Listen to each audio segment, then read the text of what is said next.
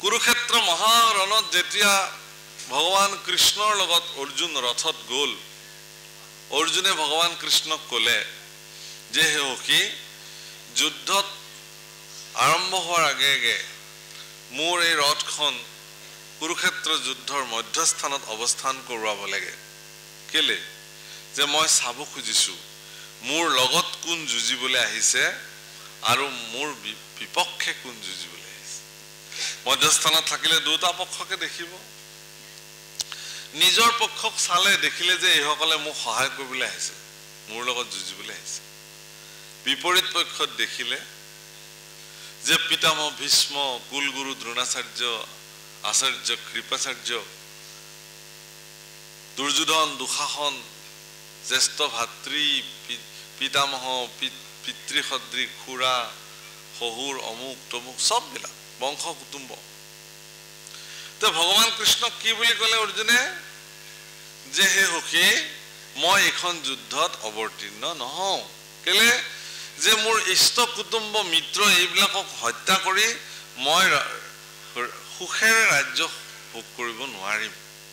এতেকে মই গান্ধীত থৈ দিলো। ভগৱান কৃষ্ণই তেওঁক সুধিলে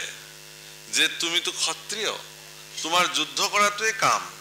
তুমি যুদ্ধ নকৰি যদি পলাই যোৱা যুদ্ধ ক্ষেত্ৰৰ পৰা, তেতিয়াহ'লে গোটেই জীৱন তোমাক এগৰাকী কাপুৰুষ বুলি মানুহে হাঁহিব, বোলে যি হয় হ'ব। তথাপিও মই ইমান অধৰ্ম কৰিব নোৱাৰো, মোৰ বংশ ইষ্ট কুটুম্ব হত্যা কৰি মই জীৱন অতিবাহিত কৰিব নোৱাৰো। ভগৱান কৃষ্ণ অৰ্জুনক ধৰ্ম কথা শিকাইছে। ভাবকচোন প্ৰভুসকল, কৃষ্ণ পুৰুষ, ধৰ্মৰ যিজন মুখ্য নিয়ন্ত্ৰক, সেই কৃষ্ণ পুৰুষক অৰ্জুনে ধৰ্মৰ জ্ঞান দিছে যে এইবিলাক অধৰ্মৰ কথা। আৰু ভগৱান কৃষ্ণই অৰ্জুনক কৈছে যে তোমাৰ ধৰ্মটোৰ কথা মই অবান শুনো তোমাৰ পৰা।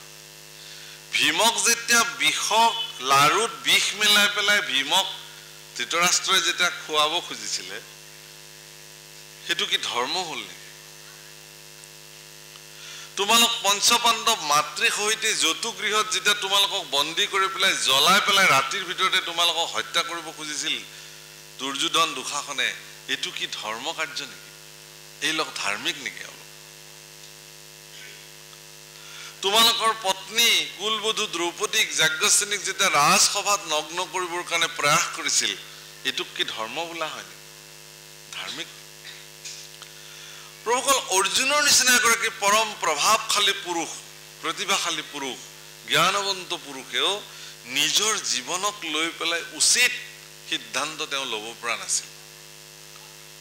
কিহৰ কাৰণে? যেতিয়ালৈকে অৰ্জুনে ভগৱান কৃষ্ণৰ চৰণত আত্মসমৰ্পণ কৰি শৰণাপন্ন হোৱা নাই। কথাৰ প্ৰাসংগিকতাৰ প্ৰয়োজনীয়তা এয়াই যে আপুনিও যিদিনাখন ভগৱানৰ চৰণত নিজক সমৰ্পিত কৰিব, সিদিনাখনহে আপোনাৰ জীৱনটো যে এটা মূল্যৱান জীৱন লৈ জগতলৈ আপুনি আহিছে। আপুনি যে খালী হাতে থকা নাই,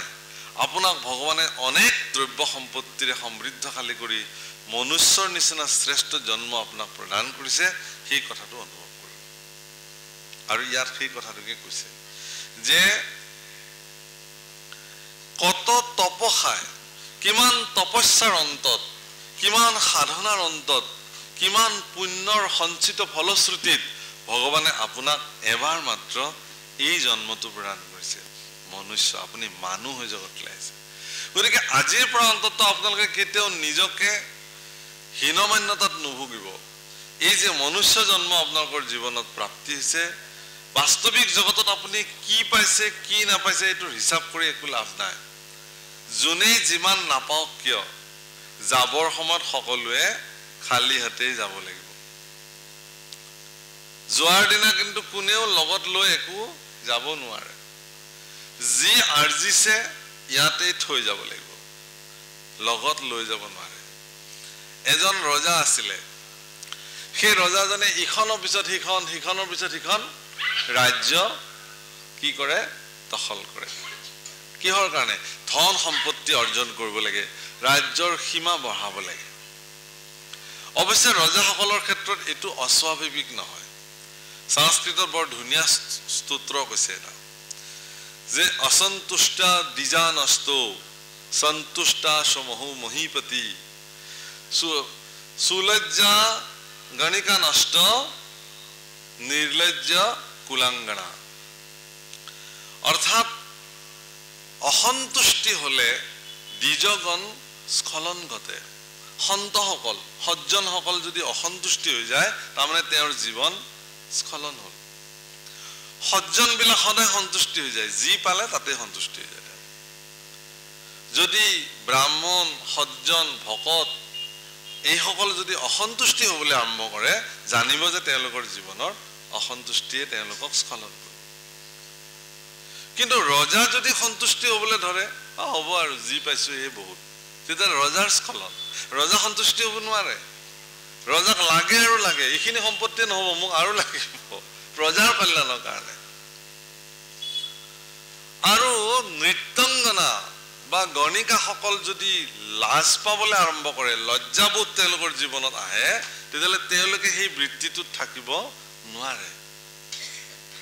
আৰু কুলবধূ বোৱাৰীবিলাক যদি নিৰ্লজ্জ হ'বলৈ আৰম্ভ কৰে জানিব যে তেওঁৰ স্খলন আৰম্ভ হৈছে বুজিছেনে কথাটো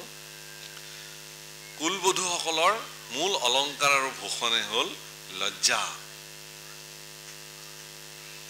ইয়াৰ পৰা যদি তেওঁলোক ফালৰি কাটেল অৱস্থা বেয়া লাগিব সেইকাৰণে ৰজা তেওঁ যিহেতু অসন্তুষ্টি গতিকে তেওঁ ইখনৰ পিছত ইখন ৰাজ্য হেৰি কৰি থাকে যাৰ ফলত অনেক প্ৰজা হানি হ'ল এদিন দেৱৰ্ষি নাৰদ তেওঁৰ ৰাজসভালৈ আহিলে আহি ৰজাক ক'লে যে মহাৰাজ মই দেৱৰ্ষি নাৰদ মই আহোঁতে স্বৰ্গ হৈ আহিছিলোঁ আৰু তোমাৰ পিতৃ মাতৃক মই লগ পাই আহিছোঁ ৰজাই ক'লে মোৰ দেউতা মা ভালে আছেনে বোলে আছে মাত্ৰ এটা অভাৱ হৈছে তেওঁলোকৰ কি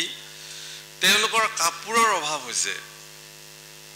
তেওঁলোকে পিন্ধি যোৱা কাপোৰখিনি ইতিমধ্যে ফাটি চিটি গৈছে গতিকে তেওঁলোকে কৈছে যে আমাৰ পুত্ৰ অমুক ৰাজ্যৰ প্ৰসিদ্ধ ৰজা তেওঁৰো মৃত্যু হ'বৰ সময় হৈছে বৃদ্ধ হৈছে গতিকে আহিবৰ সময়ত যাতে এটা বেজি লৈ আহে বাস ইমান ৰজা বোলে আৰে বেজি কিয় মই কাপোৰে লৈ যাম এগালমান তেওঁলোকৰ কাৰণে যদি অসুবিধা হৈছে হে মন্ত্ৰী মোৰ মৃত্যু হলে মোক কাপোৰ কানি মোৰ দেউতাৰ মাৰলেও দিবা আৰু মোলেও দিবা মোৰ যাতে তাতে কাপোৰৰ অভাৱ নহয় তেতিয়া ৰাজসভাৰ ৰত্নসকলে ক'লে যে মহাৰাজ যদি আপুনি আজ্ঞা কৰে তেতিয়াহ'লে মই আপোনাক এটা কথা ক'ব খোজো কি বোলে মৃত্যুত আপুনি এটা বেজিও লৈ যাব নোৱাৰে লগত সংগে একো ৰুটিও নাযায় আৰে হয় নেকি কিয় বোলে এইটোৱেই নিয়ম পৃথিৱী আহোঁতে আমি যেনেকে আহিলো যাওঁতেও আমি তেনেকে যাব লাগিব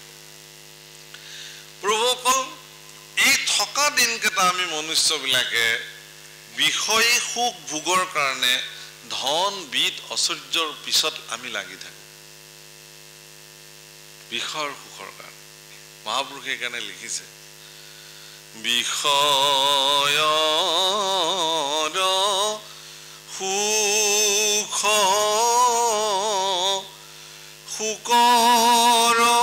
কহু পাইয়াৰে হৰি পদ সেৱা মানৱী বিনে নাই নাম পৰম ধন চিন্তহু মন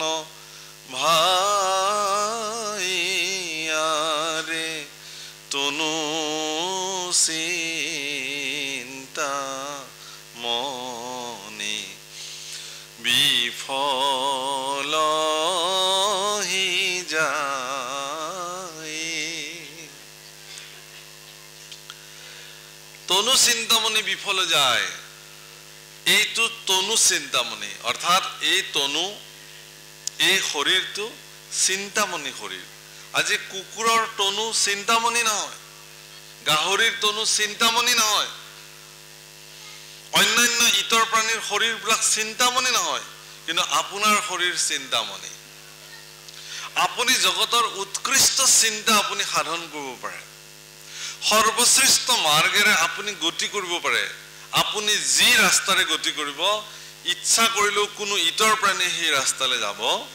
নোৱাৰে পৰম শ্ৰদ্ধাৰে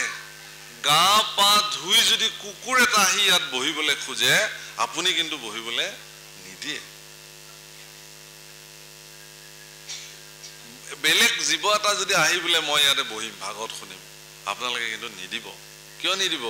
যে হি পৰিৱেশ বিনষ্ট কৰিব পাৰে কিন্তু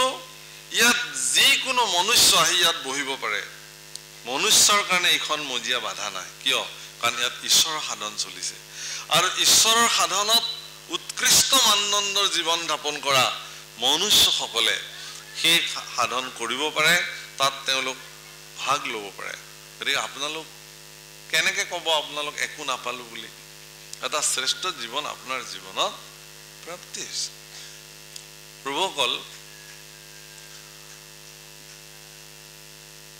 ৰামৰ সেৱাত নিমগ্ন হৈ থকা কৃষ্ণৰ সেৱাত নিমগ্ন হৈ থকা যিসকল সেৱক বিশেষভাৱে মই আপোনালোকক উদাহৰণ দিম যে হনুমান ৰামৰ এনেকুৱা এগৰাকী সেৱক যে তেওঁৰ ৰামৰ সেৱাৰ অবিহনে তেওঁৰ জীৱনত অন্য কোনো কথাই তেওঁ নাভাবে গোটেই জীৱন কেৱল ৰামৰ সেৱাত তেওঁৰ জীৱন সমৰ্পিত এনেকুৱা উৎকৃষ্ট সেৱাৰ মাধ্যমেৰে হনুমানে তেওঁৰ জীৱনত সমৃদ্ধি প্ৰাপ্তি কৰিছে ঈশ্বৰ সেৱাৰ মাধ্যমেৰে ঠিক তেনেকে অন্যান্য সকলেও এতিয়া আপুনি চাব উদ্ধৱ স্বয়ং বৃহস্পতিৰ শিষ্য আছিলে সেই সময়ত এগৰাকী উচ্চ শিক্ষিত যুৱক কিন্তু উদ্ধৱে তেওঁৰ সেই শিক্ষা তেওঁৰ সেই শৈক্ষিক মানদণ্ড সেই সকলো কেৱল আৰু কেৱল কৃষ্ণৰ সেৱাত প্ৰয়োগ কৰিছিল সেইকাৰণে কৃষ্ণৰ বৈকুণ্ঠীৰ সময়ত উদ্ধৱে খুব বিনাই কান্দিছে যে মই পিন্ধু সাৰ বস্ত্ৰ অলংকাৰ তোমাৰ উচিষ্ট খাই তুমি এৰা কাপোৰ পিন্ধি তোমাৰ চৰণ সেৱাৰ কাৰণে মোৰ সমস্ত জীৱন মই উৎসৰ্গিত কৰিলো হে প্ৰভু তুমি এৰিলাতে ঐ বন্ধু মাধৱ দিনতে দেখো আন্ধাৰ মোৰ কাৰণে এতিয়া দিনতে আন্ধাৰ হৈ গৈছে মনত ৰাখিব প্ৰভুসকল কৃষ্ণ যদি আপোনাৰ জীৱনৰ পৰা ভগৱান যদি আপোনাৰ জীৱনৰ পৰা এৰা খাই যায় দিনতে আপোনাৰ জীৱন আন্ধাৰ হৈ যাব আৰু যদি কৃষ্ণ আপোনাৰ জীৱনলৈ সংযোগ হ'বলৈ ওলায় ৰাতিও আপোনাৰ জীৱন পোহৰেৰে আলোকময় হৈ থাকিব যেনে গোপীসকল উৎকৃষ্ট উদাহৰণ গোপীসকলে ভগৱানক পাবৰ কাৰণে সন্ধিয়া সময়ত গৈছিল আৰু সিদিনাখন ৰাস পূৰ্ণিমাৰ দিনা অখণ্ড মণ্ডল চন্দ্ৰই এনেধৰণে জাতিষ্কাৰ হৈ জগত প্ৰকাশিত কৰিছিল সূৰ্যৰ পোহৰৰ নিচিনা আলোকিত ফৰিং ফুটা জোনা অৰ্থাৎ কৃষ্ণক প্ৰাপ্তিৰ সেই নিশাও গোপীসকলৰ কাৰণে কিঞ্চিত মানুহ এন্ধাৰ তেওঁলোকৰ জীৱনত নাছিল আপোনালোকৰ জীৱনতো ই সম্ভৱ হ'ব যদি কৃষ্ণক জীৱনত ভগৱানক জীৱনত প্ৰাপ্তিৰ কাৰণে যদি আপুনি আগবাঢ়ে আপোনাৰ জীৱনত এন্ধাৰ নাথাকে এন্ধাৰ মানে অজ্ঞানতা সেইকাৰণে গুৰুসকলৰ প্ৰতি শিষ্যসকলৰ চূড়ান্ত প্ৰাৰ্থনা असतु मा सद्गमय तमसु मा ज्योतिर्गमय मृत्युर माम अमृतम गम मुक अहतर পৰা হতলৈ লৈ যোৱা এন্ধাৰৰ পৰা পোহৰলৈ লৈ যোৱা মৃত্যুৰ পৰা অমৃত তত্ত্বলৈকে লৈ যোৱা মৃত্যুৰ পৰা অমৃত তত্ত্ব মানে আপোনালোকে এজন সন্ত পুৰুষে খুব বাল্যকালতে তেওঁ জীবন 11 বছৰ বয়সতে ঘৰৰ পৰা তেওঁ ওলাই গৈছিল সেই সন্ত পুৰুষজনে গোটেই তীৰ্থ ভ্ৰমণ কৰি উৎকৃষ্ট জ্ঞানসমূহ তেওঁ সাধন কৰিছিল এদিন তেওঁ হৰিদ্বাৰৰ এনেকুৱা এখন গাঁৱত তেওঁ সোমালে সেই গাঁওখনত তেওঁ গৈ এৰাতিৰ কাৰণে থাকিলে আৰু সেই গাঁওখনত তেওঁ এখন আশ্ৰমত গৈ তেওঁ আশ্ৰিত হ'ল গছ এডালৰ তলতে তেওঁ বহি থাকিলে গোটেই দিনটো সন্ধিয়া হোৱাৰ লগে লগে এনেকে বৰকাহ বজাই দিলে দবা বজাই দিলে ঘোষণা কৰিলে যে সকলো ভিতৰত সোমাব লাগে এতিয়া আৰু কোনো বাহিৰত থাকিব নালাগে দুৱাৰ খিৰিকী ভিতৰৰ পৰা প্ৰচণ্ড শক্তিশালী ৰূপত দিব লাগে কিয় যে অলপ পিছতে সেই স্থানলৈকে হিংস্ৰ জন্তু বাঘ সিংহ আদি আহি ওলাব গতিকে তেওঁলোকক যাতে কোনো অনিষ্ট সাধন নহয় তেওঁলোকৰ যাতে মৃত্যু নহয় বাঘ সিংহৰ আক্ৰমণত গতিকে তেওঁলোক সোমাব লাগে ভিতৰত সকলো ভিতৰত সোমালে কিন্তু সেই শিশুটো মানে কৈশোৰজন 11 বছৰীয়া ল'ৰাটো গছৰ তলতে বহি থাকিল সেই আশ্ৰমৰ গুৰুৱে গৈ পেলাই তেওঁ সাক্ষাৎ কৰি ক'লে যে হে বালক হে ব্ৰহ্মচাৰী তুমিও আমাৰ ভিতৰলৈ আহা কৈছে যে মই ভিতৰত নাযাওঁ তেতিয়াহ'লে তুমি মন্দিৰৰ ভিতৰত থাকা যদি গৃহস্থৰ ভিতৰত তুমি থাকিব নোখোজা তাহলে মন্দিৰৰ মঠৰ ভিতৰত গৈ থাকা লে কিহৰ কাৰণে বুলে ইয়াত পদে পদে মৃত্যুৰ ভয় কিন্তু তুমি মঠৰ ভিতৰত থাকা শিশুটোৱে সুধিছে তাৰ মানে আপোনালোকৰ মঠৰ ভিতৰত মৃত্যু নাহে নেকি এই যে আপোনালোকে দুৱাৰ ঘৰ মাৰি ভিতৰত সোমালে মৃত্যু কি ভিতৰত নোসোমায় নেকি মৃত্যু নহব নেকি মৃত্যু হবই যদি হবলগীয়া আছে দুৱাৰ খিৰিকী বন্ধ কৰি থাকিলে ভিতৰত তাতো মৃত্যু কাল যদি আহে গতিকে যেতিয়া যাৰ যি হবলগীয়া আছে অৰ্থাৎ সেই শিশুটোৱে কৈছিল যে যদি মোৰ তেনেকে মৃত্যু হবলগীয়া আছে তো তেনেকে মৃত্যু হ'ব মই মঠৰ ভিতৰত আশ্ৰয় ললেই যে মই মৃত্যুৰ পৰা ভয়ত কিয় দৌৰি ফুৰিম সেইকাৰণে হে প্ৰভুসকল সজ্জন সকলে যেতিয়া মৃত্যুক অপৰাজয় যদি ভাবে যে মৃত্যুটো এদিন হ'বই অৱশ্যম্ভাৱী ইয়াৰ কাৰণে ইমান আমি প্ৰয়াস প্ৰচেষ্টা কৰি কি লাভ কৃষ্ণ চিন্তনত থাকি ভগৱানক শৰীৰ অৰ্পণ কৰি দিব লাগে তেওঁ যেতিয়া যি কৰে তাকে কৰিব তেতিয়াহ'লে সেই অৱস্থাটো কি বুলি কৈছে যে সেই অৱস্থাটোৱে হ'ল অপৰাজয় মৃত্যুৰ প্ৰতি তেওঁৰ কিঞ্চিত মানো ভয় নাই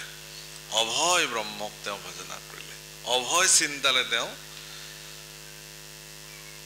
অভয় স্থানত তেওঁ স্থিতি লাভ কৰিলে ইয়াত সেইকাৰণে কৈছে হীৰা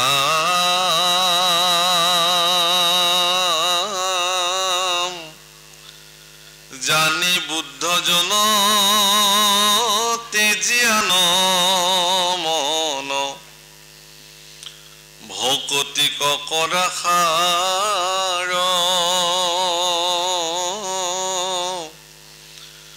কৃষ্ণৰ ভকতি বিনে কাৰু গতি কলিতে নাহি কয়াৰ হে জ্ঞানীজন হে বুদ্ধজন এই কথা জানি আপুনি অন্য সকলো অস্থিৰ বস্তুত আপোনাৰ মন যি ধৰণে লাগি আছে হেতু পৰিত্যাগ কৰি কৃষ্ণৰ ভকতিকে তুমি সাৰ কৰা ভকতিটো সাৰ কৰিবলৈ কৈছে কৃষ্ণৰ ভকতি বিনে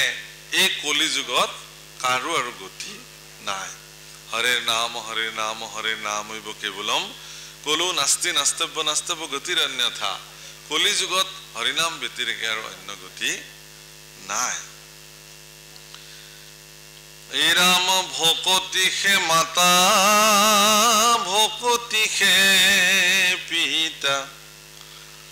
ভকতি হে বন্ধু জন ভকতি সুহৃদ সুদৰ বিধাতা ভকতি হে মহাধন ৰাম ভকতি হে মতি ভকতি হে গতি ভকতি হে দেৱনীজ ভকতি হে চিত্ত ভকতি হে বিত্ত ভকতি মুখৰ বীজ মুখৰ বীজে হল ভক্তি একাদশটো মহাপুৰুষে লিখিছে ভকতিৰ বীজ হৰণে সে নিজ প্ৰেম আনন্দ তাৰ ফল শৰণ বিনাই ভকতি কৰয় এৱা ঘটে যেন জল ঈশ্বৰৰ চৰণত সমৰ্পিত হৈ যিদিনাখন ভক্তি সাধন কৰিব সেই ভক্তি আপোনাৰ জীৱনত বিশেষভাৱে ক্ৰীড়াশীল হ'ব আপোনাৰ জীৱন ধন্য হৈ যাব কাৰো প্ৰতি শত্ৰু মিত্ৰ মনোভাৱ সমান হৈ যাব শত্ৰু ভাৱনা কেতিয়াও আপোনাৰ জীৱনত নহ'ব ঈৰ্ষা মনোবৃত্তি আপোনাৰ পৰা আঁতৰত থাকিব বাপসকল কাৰোবাৰ উন্নতি দেখি যদি আপোনাৰ ঈৰ্ষা মনলৈ আহিলে তেতিয়াহ'লে ভক্তি ৰাজ্যত প্ৰৱেশ কৰাৰ অনুমতি আপোনাৰ হোৱা নাই ওচৰৰ মানুহ ঘৰৰ উন্নতি দেখি আপোনাৰ বেয়া লাগিছে আপোনাৰ উন্নতি দেখি কাৰোবাৰ বেয়া লাগিছে তেলে এইবিলাক ব্যক্তিয়ে ভক্তি সাধন কৰিব নোৱাৰে ঈৰ্ষা তেওঁৰ জীৱনত আহিবই নোৱাৰিব ভক্তি সাধন কৰা লোকৰ নিৰ্মত চৰণম সতম বেদম বাস্তৱ মন্ত্ৰ বস্তু শিৱদম তেওঁ নিৰ্মত চৰণম হৈ পৰম সত্য বেদৰ সিদ্ধান্তক তেওঁ মান্যতা দিছে ভক্তি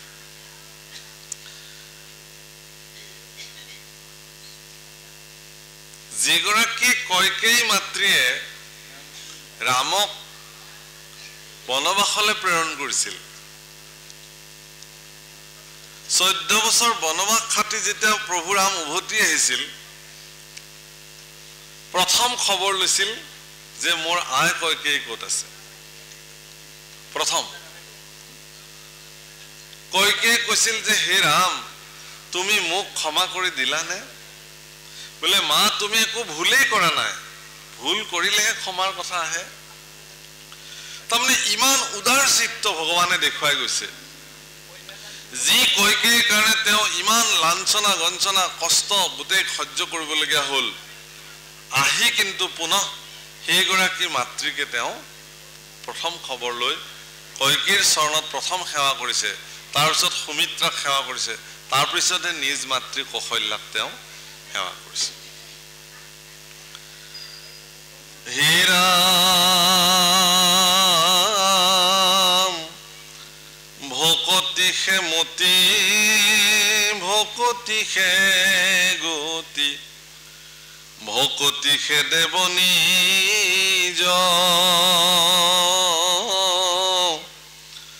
ভকতি হে চিত্ত ভকতি হে বিত্ত ভকতি মুখৰ বীজ আর ভকতি সদায় সহায় ভকতি জীবন যৌবন প্রাণ ইহ পরলোকে ভকতি বিনাই নাহি নাহি গতিয়ান জানি সর্বজন ভকতিত মন দিয়াতে যি আন কাম জনম হামফলি নিরন্তরে নরে ডাকি বোলা রাম রাম রাম রাম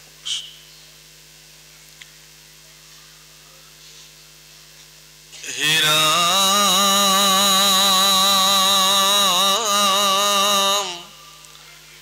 প্রবন্ধে যশোদা খুঁজি পুত্র কোন পাই ও পুত্র পুত্র বুলিয়া কান্দন্ত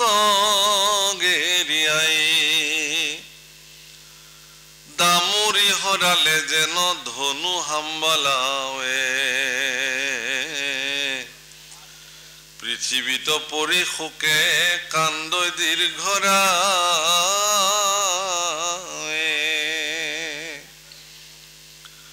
এখনে আসিলি মাত্র মুরতন খাই কৈরনুল জমে নিলে কপুতাই হা বাপ কমল লোচন তনু শ্যাম আইখ কৃষ্ণ কৃষ্ণ বুলি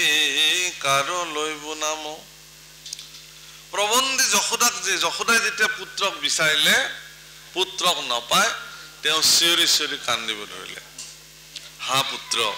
তুমি ক'ত গলা এইমাত্ৰতো তুমি আছিলা দামুৰিক হেৰুৱাই গাইবিলাকে যেনে ধৰণে হেম্বেলিয়াই ফুৰে ঠিক তদ্ৰুপ পুত্ৰক নপায়ো যশোদাই বিচাৰি বিচাৰি ফুৰিব ধৰিলে চিঞৰি চিঞৰি যে হে পুত্ৰ তোমাক মই আৰু ক'ত পাম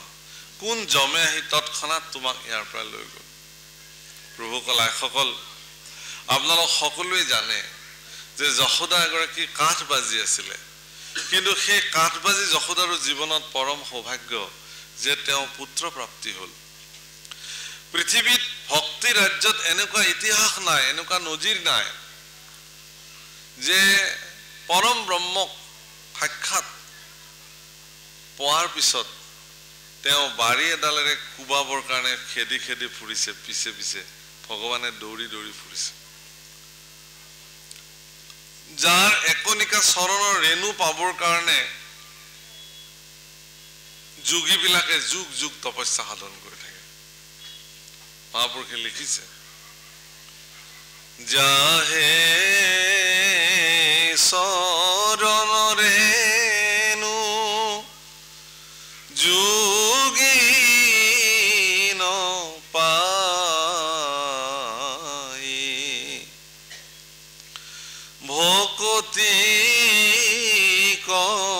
বলে তাকো বন্ধ নকাই যাৰ একনিকা চৰণৰ ৰেণু পাবৰ কাৰণে যোগীবিলাকে যুগ যুগ বছৰ তপস্যা কৰে সেই যশোদাৰ এনেকুৱা জীৱনৰ কি পৰম সৌভাগ্য আছিল যে তেওঁক ভগৱান কৃষ্ণ জগদীশ্বৰ পৰম সমস্ত জগতৰ যিজন মুখ্য মালিক তেওঁক পুত্ৰ হিচাপে পাবৰ কাৰণে তেওঁ জীৱনত এনেকুৱা কি সাধন কৰিলে আৰু সেই পুত্ৰ হঠাতে যেতিয়া তেওঁৰ হাতৰ পৰা নাইকিয়া হৈ গ'ল তেওঁ কান্দিব ধৰিলে বিলাপ কৰি কৰি এৰা মহা বাপ কমল লোচনতো নো শ্যাম আইখ কৃষ্ণ কৃষ্ণ বুলি কাৰলো নাম ৰাম আই আই বুলন্তে অমৃত যে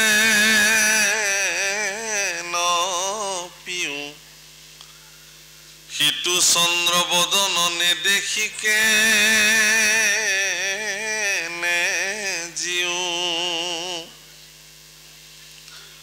ৰাম পাইলো তোক অনেক জনমেত পখাই অ গৃহ খুৱাৱনি মূৰ কৈ গলি পুতাই হে ৰাম তোৰ ঘূৰ শোক খেলে মুকমাৰ খুই সহিবে নপাৰো হৃদয়ৰ জুই ৰাম কি দেখি আশয় এভু জীৱন যায় চাৰি ও একুটিৰ পুত্ৰ মোৰ কেনে নিলে হাকাহি হে ৰাম এহি বুলি পাৰন্তমা তিতলো তালুতি ও যাবলে দুই হাতে হৃদয়ত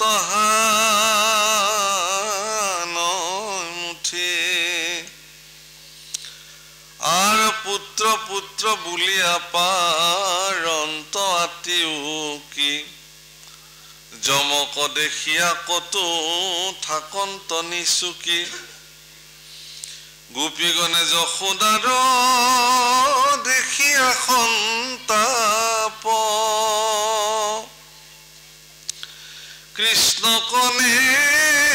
দেখি আতি কৰন্ত বিলাপ হে ৰাম লোতকে পুৰিল মুখ সুখ শান্তি নাই কৃষ্ণ বুলি কান্দে যশোদা কচাই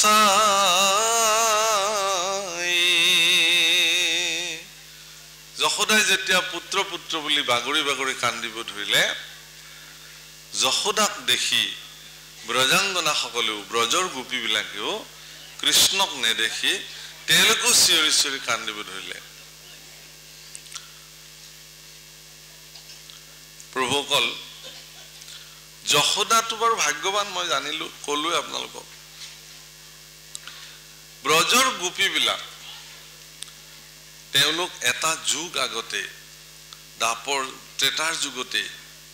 অনেক কৃষ্ণ কৃচ্ছ সাধনা তেওঁলোকে কৰিছে যাৰ কাৰণে তেওঁলোকে দাপৰ যুগৰ শেষত কৃষ্ণক স্বামী হিচাপে তেওঁলোকৰ জীৱনত প্ৰাপ্তি কৰিছে আপুনি ভবাৰ নিচিনাকে ৰাসৰ গোপীসকল বা আপুনি মই ভবাৰ নিচিনাকে ইমান সহজে কেইদিনমান কৃষ্ণক ভজনা কৰিলে কৰি তেওঁলোকে কৃষ্ণক স্বামী হিচাপে পালে এনেকুৱা নহয় কৃষ্ণক স্বামী হিচাপে পাবৰ কাৰণে ৰাস ক্ৰীড়াত উপস্থিত হোৱা গোপীসকলে এটা যুগৰ আগৰ পৰা সাধনা কৰিছে দণ্ডকাৰণ্যত চিত্ৰকূট পৰ্বতত পঞ্চৱতী বনত যিসকল ঋষিয়ে ঈশ্বৰ সাধনা কৰিছিল প্ৰত্যেককে প্ৰভু ৰামক দেখাৰ লগে লগে ৰামৰ সেৱাত তেওঁলোকে স্বামী হিচাপে সেৱা কৰিবৰ কাৰণে আগ্ৰহ প্ৰকাশ কৰিছিল আৰু প্ৰভু ৰামে কৈছিল যে এইবাৰ নহব পৰৱৰ্তী মই যেতিয়া দাপৰত কৃষ্ণ ৰূপে আহিম তেতিয়া পুনঃ তোমালোকক মই এই সুবিধাটো প্ৰদান কৰিম আমাৰ বহুতে ৰাসতে প্ৰশ্ন কৰিছে যে যাৰ বুদ্ধি গোপীসকলে কেনেকৈ গোবিন্দক ভজিলে যাৰ বুদ্ধি মানে পৰকীয়া প্ৰেম নিজৰ স্বামী থকাৰ পিছতো পৰ পুৰুষৰ লগত সম্বন্ধ কৰি তেওঁলোক কেনেকৈ শ্ৰেষ্ঠ ভক্ত হ'ব পাৰিলে এইটো প্ৰশ্ন সুখদেৱকো প্ৰশ্ন কৰিছে পৰীক্ষিতে যে হে গুৰুদেৱ পৰীক্ষিতৰ প্ৰশ্নটো এইটো স্পষ্ট আছিল যে ভগৱান কৃষ্ণই সন্তসকলক পালন কৰি দুষ্টক দমন কৰিবৰ কাৰণে আহিছে এইখিনি কাম কৰিলেই হয় এই মাজতে আৰু গোপীসকলৰ লগত ৰাসক্ৰীড়া কৰি এটা বদনাম ল'বৰ কাৰণে তেওঁ কিয় এইখন নাটক কৰিলে প্ৰভুসকল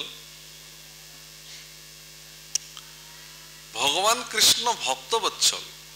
শৰণাগত বৎসল ভক্তসকলৰ নিমিত্তে ভগৱানে যিকোনো কাম কৰিব পাৰে যিকোনো কৰ্ম কৰিব পাৰে ভক্তসকলে কৈছে যে আমি তোমাক বিলীন হ'ব খোজো তোমাক স্বামী হিচাপে পাব খোজো বাস হ'ব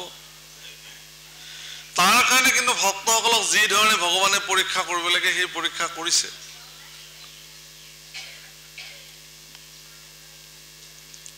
ভক্তবৎসল ভগৱান গোপীসকলে যেতিয়া স্পষ্টভাৱে ভগৱানক কৈছিল যে হে প্ৰভু তুমিতো সমস্ত জগতৰ স্বামী আমাৰ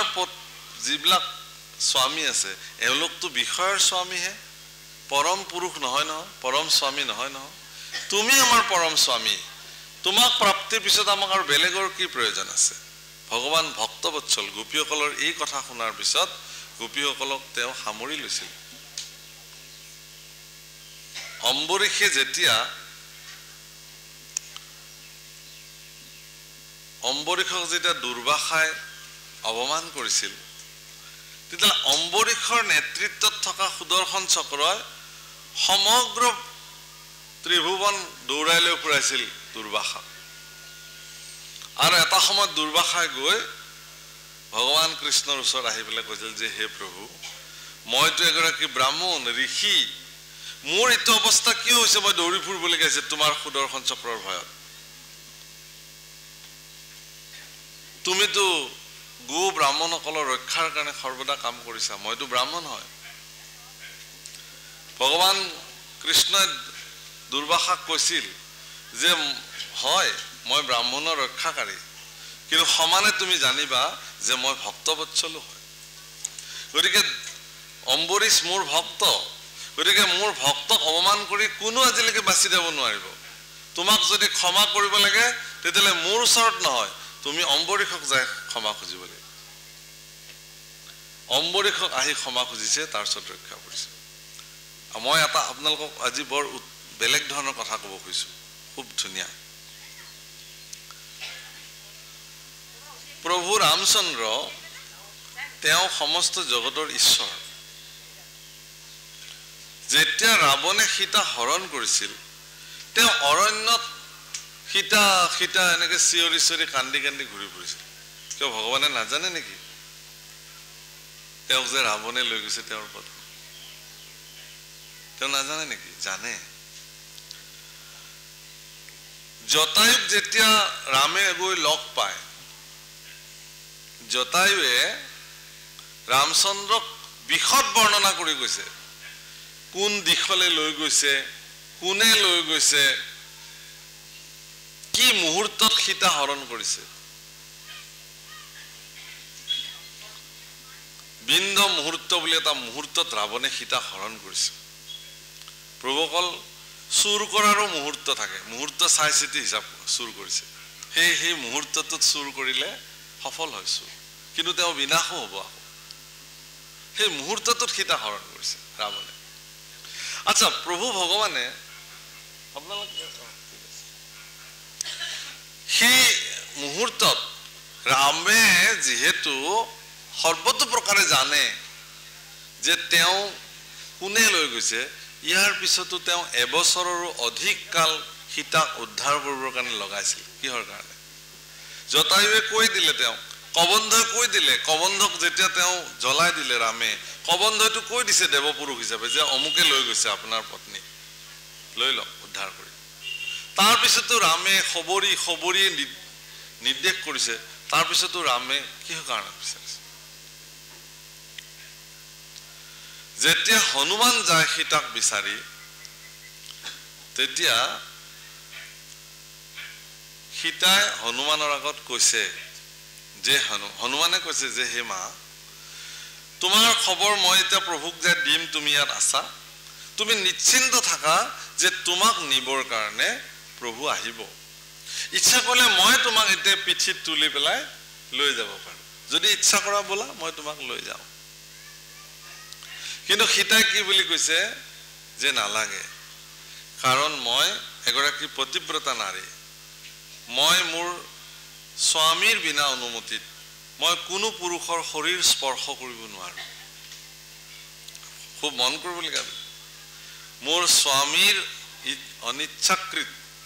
মই কোনো পুৰুষৰ শৰীৰ স্পৰ্শ কৰিব নোৱাৰো কাৰণে তোমাৰ পিঠিত উঠি মই যাব নোৱাৰো কান্ধত উঠি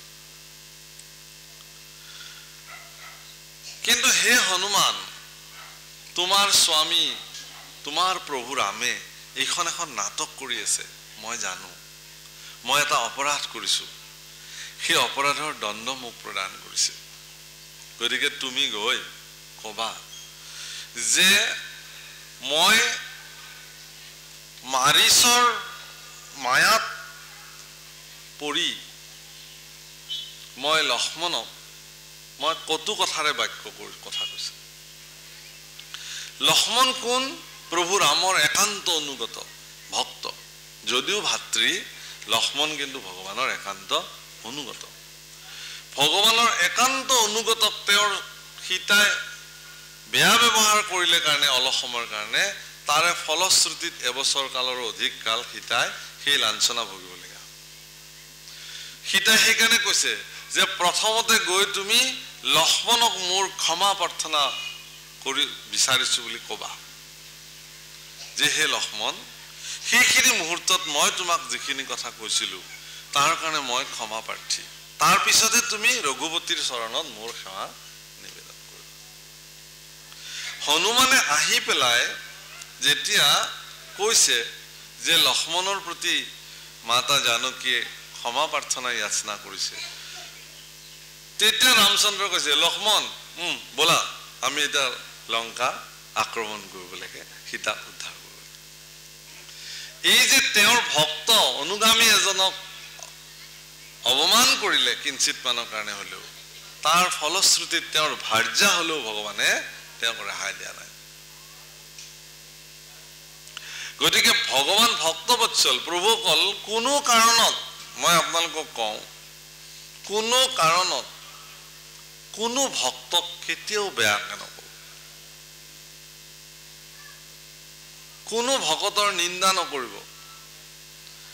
কোনো ভকতৰ প্ৰতি কুদৃষ্টি নিদিব কোনো তেও যিয়ে নহওক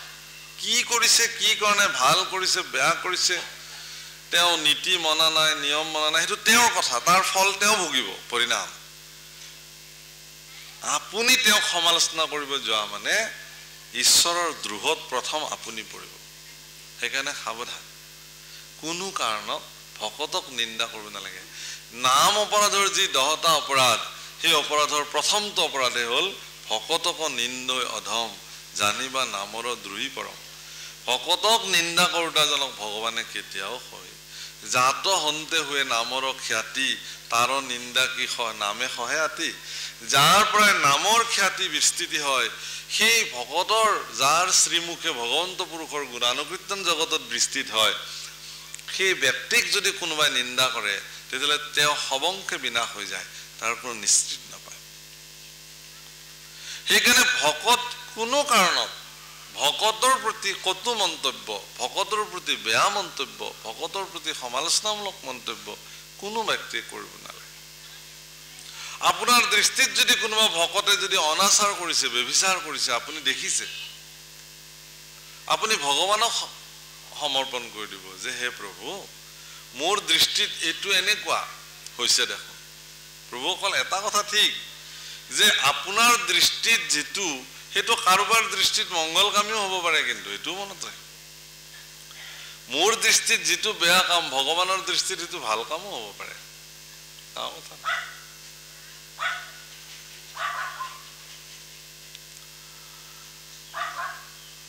নীল আৰু নলক ঋষি সকলে নীল আৰু নল যেতিয়া সৰু আছিল তেতিয়া অৰণ্য ঋষি বিলাকক তেওঁলোকে কি কৰিছিল দুজন খুব উৎপত্তি আছিল ঋষি বিলাকক এনেকে ডাঙি ডাঙি নি সাগৰত পেলাই পেলাই দিছিল উৎপাত আৰু সৰুতে দুজনে ধৰে আৰু এনেকে সাগৰত পেলাই দিয়ে সেইকাৰণে এগৰাকী ঋষিয়ে নীল আৰু নলক অভিশাপ দি দিলে যে তহতে যি বস্তুৱে পেলাবি সাগৰত কোনো বস্তু তল না যাব সব ভাহি থাকিব সেইকাৰণে তেওঁলোক দুজনে যি বস্তু সাগৰত পেলাই দে সেই বস্তু সব ভাহি থাকে হেতুটো অভিশাপ আছিল কিন্তু সেই অভিশাপটো তেওঁলোকৰ কাৰণে আশীৰ্বাদ হ'ল কেতিয়া যেতিয়া ৰামে সীতাৰ কাৰণে সেতু বান্ধিব লাগে কৈছে শিল বিলাক আনক আৰু নীল আৰু নলৰ হাতেৰে দলিয়াই দিবলৈ দিয়ক তেওঁলোকে দলিয়ালে শিলু ভাই থাকে সাগৰে কলে এইটো কথা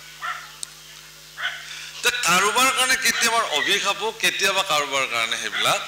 আশীৰ্বাদ হ'ব পাৰে গতিকে কাৰ জীৱনত কেতিয়া কি প্ৰাপ্তি হয়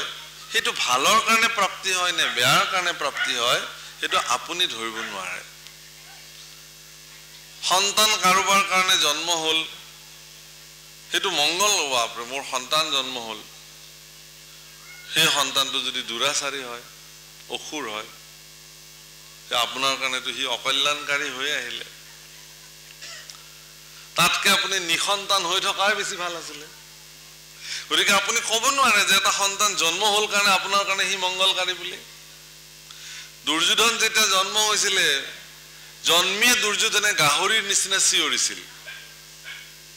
বিদুৰে গৈ পেলাই গান্ধাৰীক কৈছিলে যে হে গান্ধাৰী তোমাৰ এই সন্তানটোক তুমি আজিয়ে পৰিত্যাগ কৰি দিয়া ইয়াক তুমি সম্ভালি ৰাখিব নালাগে কাৰণ ইয়াৰ যেটো হেৰি দেখিলো ই অনাগত কালত বংশৰ কাৰণে ই কুলাংগাৰ হ'ব কিন্তু পুত্ৰ মোহত গান্ধাৰী আৰু ধৃতৰাষ্ট্ৰৰ সিদ্ধান্ত কি ললে যি হয় হ'ব সময় সিদ্ধান্ত আৰু যাৰ ফলশ্ৰুতিত সেই দুৰ্যোধনৰ কৰ্মই গোটেই হস্তিনাপুৰত এনেকুৱা অৱস্থা সৃষ্টি কৰিছিল যে পৰম পৰাক্ৰমী ধৃতৰাষ্ট্ৰ যাৰ বাহুত সহস্ৰ হস্তিৰ বল আছিল ইন্দ্ৰই যাক ভয় কৰিছিল সেই ধৃতৰাষ্ট্ৰৰ এনেকুৱা অৱস্থা হৈ গ'ল যে তেওঁৰ দুখত কান্দিবৰ কাৰণে তেওঁৰ কাষত কোনো নাই এনেকুৱা দুৰ্গতি হৈছিল প্ৰভুকল মানুহৰ জীৱনত দুখ হওক দুৰ্গতি হ'ব নালাগে, দুৰ্দশা হ'ব নালাগে। ভগৱান শ্ৰী ৰামৰ ওচৰত যিদিনাখন ৰাৱণ আহি উপস্থিত হৈছিল, তেতিয়া ৰাৱণক ভগৱান শ্ৰী ৰামচন্দ্ৰই কৈছিল যে হে ৰাৱণ, তুমি নেকি এজন ৰাৱণ? তোমাকতো বহুত পৰাক্ৰমী যেন লাগে, বহুত বুদ্ধিমান যেন লাগে, কিন্তু তোমাৰ এনেকুৱা দুৰ্দশা দেখি মোৰ আজি দয়া উপজিছে তোমাৰ প্ৰতি। ৰাৱণে কৈছিল, মোৰ দুৰ্দশা? তুমি বনে বনে ভিক্ষাৰীৰ দৰে ঘূৰি ফুৰিছা, তোমাৰ দুৰ্দশাৰ অন্ত নাই, আৰু তুমি মোক দুৰ্দশা বুলি কৈ আছা। কিন্তু সেই ৰাৱণ যিদিনাখন ৰামচন্দ্ৰৰ বানত তেওঁৰ মৃত্যু মানে শয্যাত পৰি তপ্ত বালিত কিৰীতিহীন অৱস্থাত তেওঁ যেতিয়া ছটফটাই পৰি আছিল,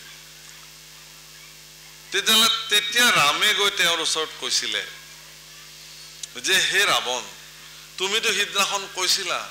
যে ত্ৰৈলোক্য বিজয়ী ৰাৱণ তেওঁৰ দুৰ্দশা, যাৰ ভুজা আৰু বাহুবলৰ পৰাক্ৰম আৰু শক্তিত কৈলাশ পৰ্বত দাঙি দিছিলো, সেই ৰাৱণৰ দুৰ্দশা, যাৰ ভয়ত ব্ৰহ্মাই বেদ পাঠ কৰে লংকাত, সেই ৰাৱণৰ দুৰ্দশা, ইন্দ্ৰাদি দেৱতাসকলে যি ৰাৱণৰ ঘৰত চাকৰ বাকৰৰ দৰে কাম কৰে, সেই ৰাৱণৰ দুৰ্দশা দেখিলা তুমি। সমস্ত ত্ৰৈলোক্যৰ এনেকুৱা বীৰ নাই যি বীৰে ৰাৱণৰ কথাত ভয় নকৰে, সেই ৰাৱণৰ দুৰ্দশা। ৰামচন্দ্ৰই কৈছিলে যে হে ৰাৱণ, আজি ক'ত গ'ল তোমাৰ সেই সামৰ্থ্য, ক'ত গ'ল তোমাৰ সেই পৰাক্ৰম, ক'ত গ'ল তোমাৰ ব্ৰহ্মা যিজনে তোমাৰ ভয়ত বেদ পাঠ কৰিবলৈ আহিছে? আজি তুমি মৃত্যু যন্ত্ৰণাত তপ্ত বালিত কিৰীতিহীন হৈ তুমি পুষ্পক ৰথৰ পৰা বাগৰি পৰি ছটফটাই আছা, তোমাৰ কাষত অশ্ৰু অঞ্জলি দিবৰ কাৰণে আজি তোমাৰ কোনো শুভাকাংক্ষী তোমাৰ লগত নাই। ত্ৰৈলোক্য বিজয়ী ৰাৱণ, যাৰ ভয়ত ব্ৰহ্মাই তোমাৰ ঘৰত বেদ পাঠ কৰিছিল, সেই ৰাৱণ আজি তোমাৰ কাষত তোমাৰ সমবেদনা জনাবৰ কাৰণে, তোমাৰ দুখৰ সমভাগী হ'বৰ কাৰণে তোমাৰ কাষত এজনো পুত্ৰ নাই আজি, তোমাৰ কাষত এজনো বীৰ পুৰুষ নাই আজি, এজনো দেৱতা আহি তোমাৰ ওচৰত উপস্থিত হোৱা নাই। এইটোকে মানুহৰ জীৱনৰ দুৰ্দশা বোলে। তাৰমানে প্ৰভুসকল, আপোনাৰ জীৱনত যেতিয়ালৈকে শক্তি আৰু সামৰ্থ্য থাকিব তেতিয়ালৈকে আপোনাক সকলোৱে মান্যতা কৰিব, কিন্তু সেই শক্তি সামৰ্থ্যত যেতিয়া অহংকাৰী হৈ আপুনি চলিব, যিদিনাখন সেই শক্তি সামৰ্থ্য ম্লান হৈ যাব, নষ্ট হৈ যাব, সিদিনাখন আৰু আপোনাৰ কাষত কোনেও আপোনাক সমৰ্থন জনাবৰ কাৰণে নাহে। এইটো দুৰ্দশা। কিন্তু আপুনি যদি সৎ ৰাস্তাৰে ভগৱানক চিন্তা কৰি পেলাই প্ৰচুৰ পৰিমাণে শক্তিবন্ত সামৰ্থ্যশালী ধনৱান হোৱাৰ পিছতো আপোনাৰ উপাৰ্জিত শক্তি ধন ক্ষমতাক যদি আপুনি ঈশ্বৰৰ শক্তি ক্ষমতা বুলি মান্যতা কৰি জীৱন অতিবাহিত কৰে, তেতিয়াহ'লে আপোনাৰ জীৱনৰ যিকোনো সন্দিক্ষণত কোনোবা আহক নাহক স্বয়ং ভগৱান আপোনাৰ ওচৰত আহি থিয় হ'ব, আপোনাৰ সমভাগী হ'ব। তেতিয়া আপোনাৰ জীৱনত দুৰ্দশা নাই। শাস্ত্ৰ এই কথাটোকে কৈছে। আজি যশোদাই বিলাপ কৰিছে, কাৰণ তেওঁৰ জীৱনৰ সৌভাগ্য যে জগতৰ পৰম ঈশ্বৰ প্ৰভু ভগৱান সাক্ষাৎ তেওঁৰ ঘৰত পুত্ৰ হিচাপে উপজিছে। তেওঁৰ জীৱনৰ সৌভাগ্য। হীৰা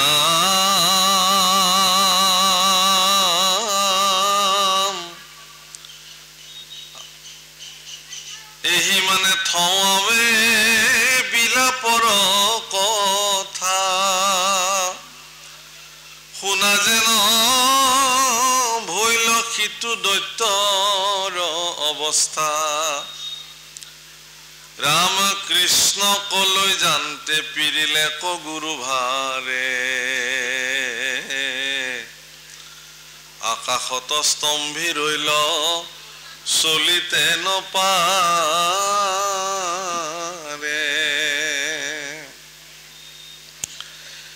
যেন পৰ্বতে কটাৰ কান্ধে আছৈ জান্তি, ও পেলাইবে ন পাৰি কৰৈ অনেক আক্ৰান্তি, কৃষ্ণে হাতে আতিলা গলত চিপি ধৰি, নিকলিলা ঢেল আচাৰয় হাত ভৰি নিশেষ্ট অসুৰ আউৰ মুখে নাই মাত প্ৰাণচাৰী ব্ৰজত পৰিলা চক্ৰবাত চক্ৰবাত বা তৃণাৱৰ্ত অসুৰে ভগৱান কৃষ্ণক যেতিয়া লৈ গ'ল তুলি পেলাই যদিও লৈ গ'ল তুলি প্ৰচণ্ড পৰ্বত যেন এখন দাঙি লৈ গৈছে এনেকুৱা ভাৱনাৰে যাব ধৰিলে কৃষ্ণৰ পৰম শক্তিয়ে তেওঁ ৰখাব নোৱাৰিলে আৰু এটা সময়ত তেওঁ কৃষ্ণৰ গলত চেপি ধৰিলে আৰু কৃষ্ণ পুৰুষৰ প্ৰচণ্ড চেপাত ব্ৰজত আহি চক্ৰবাত আহি পৰি মৰি থাকিল শিল এটাত প্ৰচণ্ড শিল এটাত পৰি তেওঁ প্ৰাণ হিমানতে বিসৰ্জন দিলে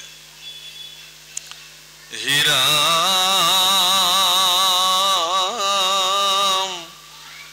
শিলাত পৰিয়া অংগ ভৈলা চূৰ্ণীকৃত ত্ৰিপুৰক ৰুদ্ৰে যেন পাৰিলা ভূমিত পৃথিৱী লৰিল যেন নিৰ্ঘাত পতনে ক্ৰন্দন এৰিয়া পাছে দেখৈ গোপীগণে গোপীবিলাকে দেখিলে যে প্ৰচণ্ড অসুৰ এটাই কৃষ্ণক কোলাত লৈ আহি ধপকে ওপৰৰ পৰা পৰিলে আকাশৰ পৰা ৰাম কৃষ্ণ ৰহিয়া চাতাৰ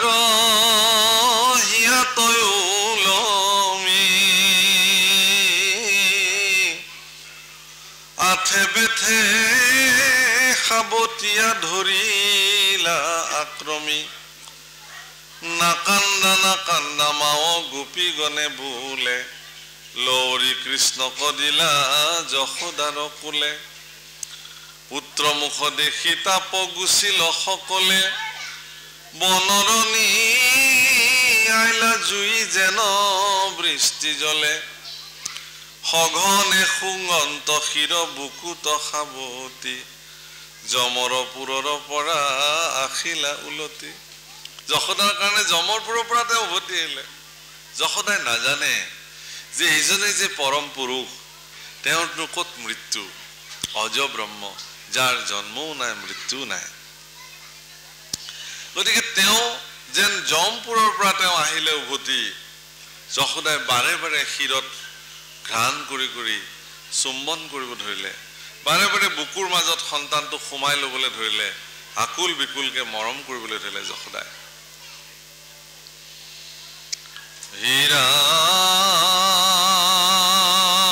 হীৰাম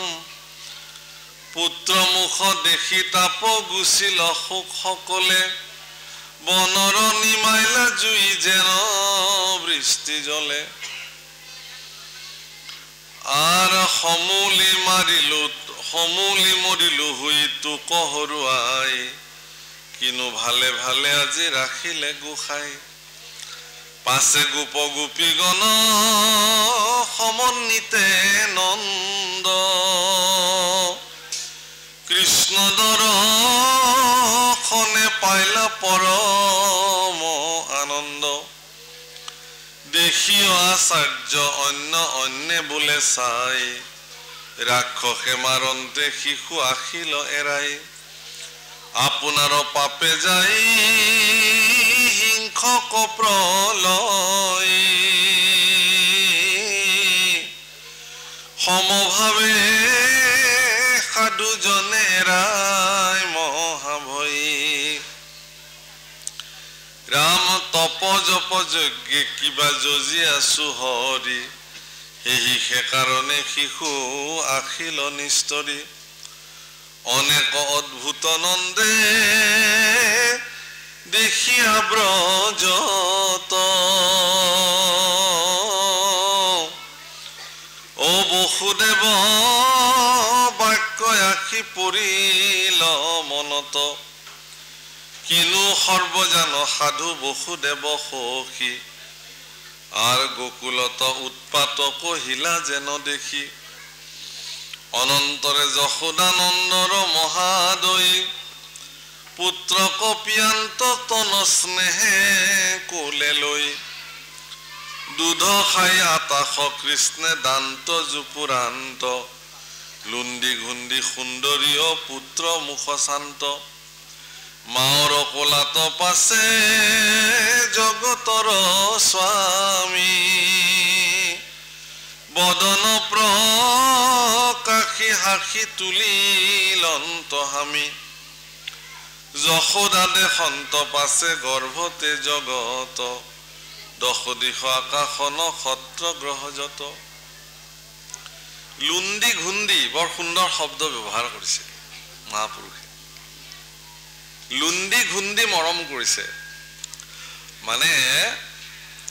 এগৰাকী মাতৃয়ে তেওঁৰ দুগ্ধপোষ্য শিশুক কেনেকুৱা মৰম কৰিব পাৰে তাৰ কোনো শব্দই নাই অভিধানত সেইটো মাকৰ হৃদয়ে জানে আৰু সন্তানৰ অনুভূতিয়ে জানে সেইকাৰণে সন্তানটো গাখীৰ খাই থকা অৱস্থাত যেতিয়া মাকে তেওঁক মৰম কৰে কেনেকে কোন মাতৃয়ে কিভাৱে মৰম কৰিব তাৰ কোনো বিশ্লেষণে জগতত নাই মাতৃসকলে সন্তানবিলাকক কেনেধৰণে কোন মাতৃয়ে কি ধৰণে মৰম কৰে তাৰ কোনো বিশ্লেষণ নাই সেইকাৰণে মহাপুৰুষে এনেকুৱা এটা শব্দ ব্যৱহাৰ কৰি দিলে যে লুন্দি ঘুন্দি একদম যশোদাই অত চুমা খাইছে তত চুমা খাইছে খাবতি ধৰিছে যিমান পাৰে বুকুত মানে লৈছে আজুৰি তেনেকৈ মৰম কৰিছে আৰু ভগৱান কৃষ্ণ দেখিলে খুব সুন্দৰ চিত্ৰ ভগৱান কৃষ্ণই দেখিলে যে মাতৃ যশোদা দেখোন বেছি মোৰ মায়াত পৰিলে মই যাৰ পুত্ৰ হৈ জগতলৈ আহিছো মোৰ পৃথিৱীত অহা কামটোৱে হ'ল কি যে মানুহক মায়াৰ পৰা মুক্ত কৰিব লাগে মায়াৰ প্ৰভাৱৰ পৰা মানুহক মুক্ত কৰিব লাগে কিন্তু মোৰ মাতৃ দেখোন বেছি মায়াত পৰিছে মোৰ সেইকাৰণে তেওঁ কোন এই কথাটো জনাবৰ কাৰণে তেওঁৰ আত্মপৰিচয় প্ৰদান কৰিবৰ কাৰণে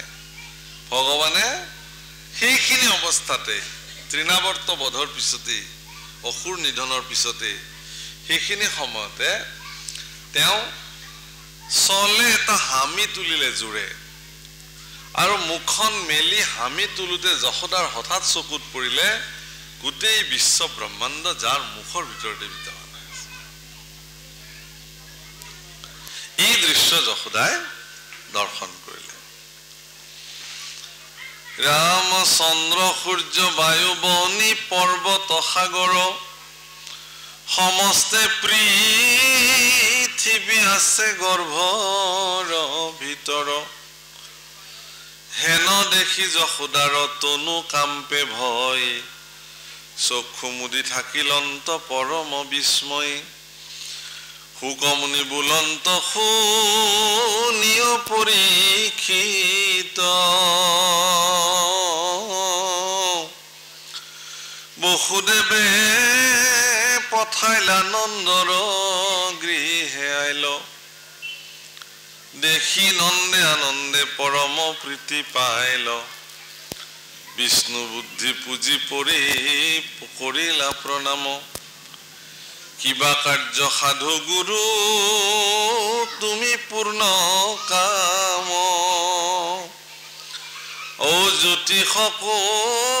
জানা তুমি বেদত পাৰ্গত আৰ কৰায়ুক পুত্ৰ দুইৰ জাত কৰ্মজত নন্দক বুলন্ত গৰ্গে নুহিকে উচিত হবে জানৈ মই যদ বৰ পুৰোহিত আৰ মই কৰো তোমাৰ পুত্ৰৰ কৰ্ম যেবে দৈৱকীৰ পুত্ৰ বুলি মানিবে কতেবে তুমি বসুদেৱে আছা মহামিত্ৰৱতী আপুনি সাক্ষাতে জানৈ কংস ক্ৰূৰমতী শুনিবে ক গুচিবে ক শংকা শুনি লোকৰ প্ৰবাদ শিশু কমাৰিবে আখি মিলিবে প্ৰমাদ নন্দে বুলি জানিবা মোৰো বন্ধু যত নন্দে বোলে নজানিব মোৰ বন্ধু যত গৈপ্য কৰি কৰায়ুক অন্তে সপুৰত প্ৰভুকল ভগৱান কৃষ্ণৰ যিসমূহ লীলা সেই লীলাসমূহৰ ভিতৰত তিনিটা বিশেষ লীলা ভগৱানে দুবাৰ দুবাৰ সম্পাদিত কৰিছে তাৰে ভিতৰত এটো গৰ্ভতে ভগৱানে বিশ্ব ব্ৰহ্মাণ্ড দুবাৰ দেখুৱাইছে এবাৰটো এয়া হামি তুলি দেখুৱালে আৰু এবাৰ দেখুৱাব কেতিয়া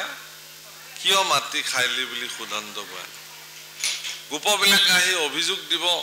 যে তোমাৰ পুত্ৰই মাটি খাইছে কিয় মাটি খাইলি বুলি সুধিলে মুখখন মেলি দেখুৱাব আৰু সেইদিনাখনো গৰ্ভতে বিশ্ব ব্ৰহ্মাণ্ড যশোদাক দেখুৱাব এই দুবাৰ বনাগ্নি পান দুবাৰ কৰোৱাব বনাগ্নি পান ভগৱানে দুবাৰ কৰে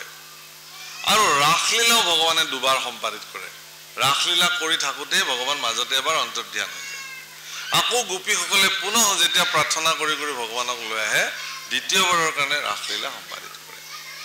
গতিকে আজিও এই লীলা নন্দৰ মনত পৰিলে যে বসুদেৱে এই কথা নন্দক জনাইছিল যে গৰ্গ ঋষিক যেতিয়া তেওঁৰ নামকৰণ কৰিবৰ কাৰণে মাতি আনিছিল গৰ্গ ঋষিয়ে যেতিয়া যাদৱ বংশৰ যেহেতু পুত্ৰবিলাকৰ নাম গণনা কৰে গতিকে নন্দৰ পুত্ৰৰ নাম গণনা যদি গৰ্গ ঋষিয়ে কৰে তেতিয়াহ'লে এই বাৰ্তাটো সকলোৱে জানিব যে এইটো নন্দৰ পুতেক নহয় এইটো দৈৱকীৰ পুত্ৰ বা বসুদেৱৰ পুত্ৰ নহ'লে গৰ্গই কিয় নামকৰণ কৰিব সেইকাৰণে নন্দই গৰ্গক ক'লে যে তুমি কৃষ্ণৰ নামকৰণ সকলোকে সামূহিকভাৱে কৰিব নালাগে অন্তঃপুৰত গোপনে কৰা ইয়াৰ দুটা কাৰণ আছে প্ৰভুকল একটো এটোৱে কংসই জানিব দুই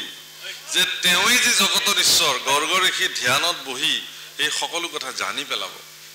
আৰু এই কথা যদি সকলোকে জানি পেলায় তেতিয়াহ'লে গোকুলত ভগৱানে যিখিনি লীলা কৰিবলৈ আহিছিল সেই লীলাখিনি সম্পাদন কৰাত অসুবিধা হ'ব সেইকাৰণে কৃষ্ণ যে পৰম জগতৰ ঈশ্বৰ এই কথাটোক ঢাকি ৰাখিবৰ কাৰণে তেওঁ কেৱল নৰতনুৰে লীলা সাধন কৰিবৰ কাৰণে তেওঁ এই কথাটো ঢাকি ৰাখিবৰ কাৰণে এই লীলা সম্পাদন কৰে আৰু অন্তঃপুৰত মনে মনে গৰ্গ ঋষিয়ে ক'লে যে এওঁ জগতৰ ঈশ্বৰ কৃষ্ণ এওঁৰ নামটো কৃষ্ণই থোৱা যাওক এইবুলি তেওঁ গোপনে নামকৰণ কৰি গৰ্গ সেই স্থানৰ পৰা গুচি গৈছে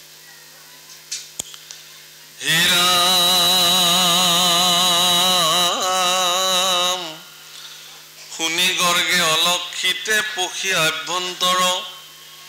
কৰাইলন্ত যত জাত কৰ্ম দুই হন্তৰ বুলন্তৰহিনী পুত্ৰে জ্ঞাতি কৰণ জীৱ সিহেতু ইহাক ৰাম হবেও বুলিব বলতয় অধিক পদে বুলিবে কবল মুখ্য অস্ত্ৰ হুইবে আনল নালাংগল মুখল তিনি বৰ্ণ আছিলে ক তোমাৰ পুত্ৰৰ প্ৰথমে সত্যক জানা শুক্ল কলে বৰ ত্ৰেতাতৰা তুল ভৈলা দাপৰত শ্যাম আৱে কৃষ্ণ ভৈলা পদে ভৈলা কৃষ্ণ নাম এই ৰাম পূৰ্বত আছিলা বসুদেৱৰ তনয় সিকাৰণে বাসুদেৱ হৈবে ক অন্নয় বহু নাম আছয় গুণ কৰ্ম অনুসাৰে তোমাখাৰ কল্যাণ সাধিবা বাৰম্বাৰে গুণে নাৰায়ণ সম তোমাৰ সন্ততি আনে পদে নিস্তাৰিব অনেক দুৰ্গতি যত্নে ৰক্ষা কৰা আংক হৈবে ক কল্যাণ এই বুলি গৰ্গ পাছে গৈলা নিজ স্থান এই পুত্ৰই তোমাৰ যশস্যা খ্যাতি বঢ়াব এওঁ সাক্ষাৎ জগতৰ ঈশ্বৰ তুমি এওঁ ভালকে পোষণ পালন কৰা তোমালোকৰ বংশৰ সুনাম বৃদ্ধি এই বুলি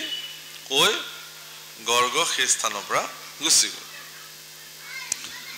ৰাম পাইলা প্ৰীতি নন্দে আতি গৰ্গবাই শুনি পৰীক্ষিত ৰাজা তকহন্ত শুকনি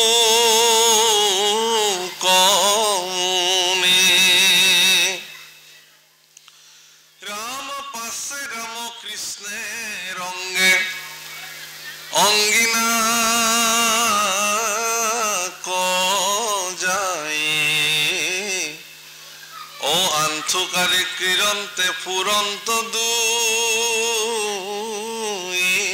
ভাই আর শীঘ্রে চলি যাহন্তে ঘাগরে করে ধনী পরম আনন্দ দুয়ো হুন্ত তাক শুনি রাম লোক কখে দিয়া জান্ত তিনি চাৰি ভৰি ও মুখ চাই নিচিনি থাকন্ত যে নদৰি ৰাম কৰ্দ মেলে পিত হুয়া আসন্তয়ো লৌতি দেখি দুয়ো মাৱে ধৰন্ত সাৱতি আর স্নেহে পিয়া অন্তস্তন পুত্র মুখ শান্ত মিলয় আনন্দ দেখি গাজিয়া খৈদান্ত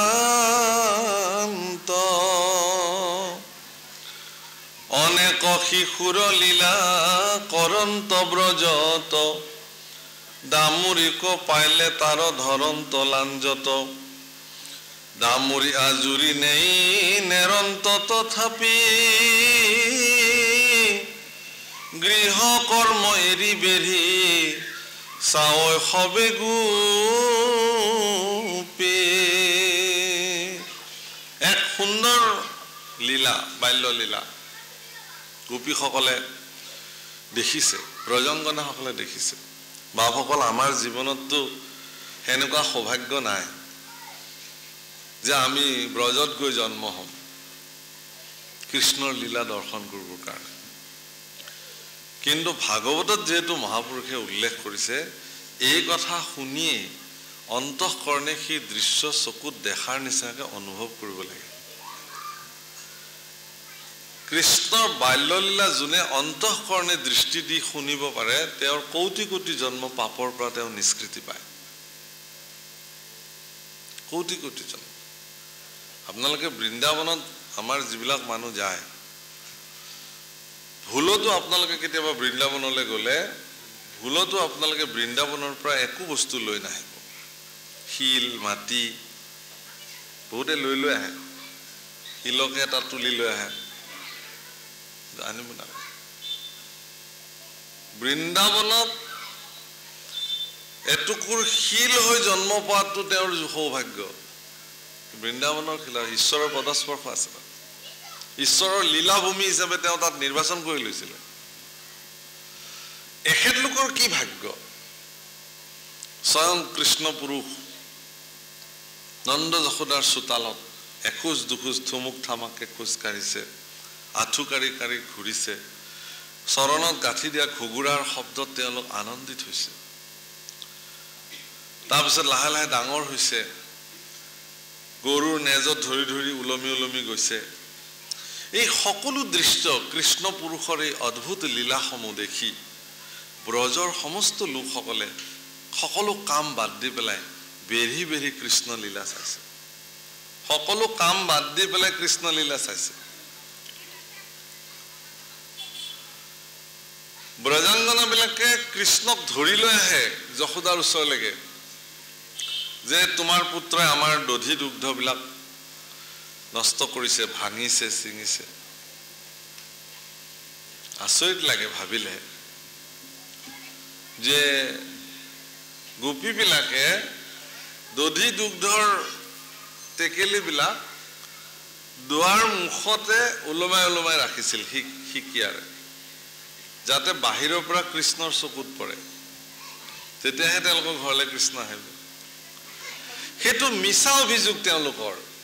কৃষ্ণ অহাটো তেওঁলোকে বিচাৰে আমাৰ ঘৰলৈ কৃষ্ণ আহক, আহি আমাৰ দধি দুগ্ধ কৃষ্ণই নষ্ট ভস্ত কৰি খাওক, ইয়াতে তেওঁ ক্ৰীড়া কৰক, লীলা কৰক, যাতে সেই অজুহাততে কৃষ্ণক ধৰি পেলাই কোলাত তুলি লৈ যাব পাৰে যশোদাৰ ওচৰলৈ। এনেতো ৰজাৰ পুত্ৰ ধৰিবই নোৱাৰে নহয় বেলেগে। কৃষ্ণক এবাৰ চুই চোৱাৰ হেঁপাহ, কৃষ্ণ পুৰুষক এবাৰ হাতেৰে স্পৰ্শ কৰাৰ হেঁপাহ, কোলাত তুলি লৈ হৃদয়েৰে আলিংগন কৰাৰ হেঁপাহ, আৰু সেই হেঁপাহ তেওঁলোকে পূৰ্ণ কৰিছে তেনেকে। আৰু আমি ভাগৱতত যদি এই কৃষ্ণলীলা ওলায়, আমাৰ শুনিবলৈ মন নাই, আগ্ৰহ নাই। প্ৰভুসকল, মই ক'লো আপোনালোকক, দশম স্কন্ধৰ পদ, দশমৰ পদ যদি কোনোবাই শ্ৰৱণ কৰে একান্ত চিত্তে, আৰু হৃদয়েৰে যদি সেই চিত্ৰ অংকন কৰি তেওঁৰ হৃদয়ত যদি সেই চিত্ৰ তেওঁ দেখিব পাৰে, তেলে কৌটি জন্মৰ পাপৰ পৰা তেওঁ মুক্ত হৈ যায়। হীৰাম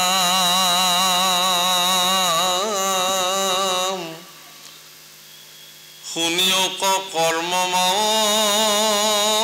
পুত্ৰৰ তোমাৰ কৰন্ত মাধৱে যেন যেন অপকাৰ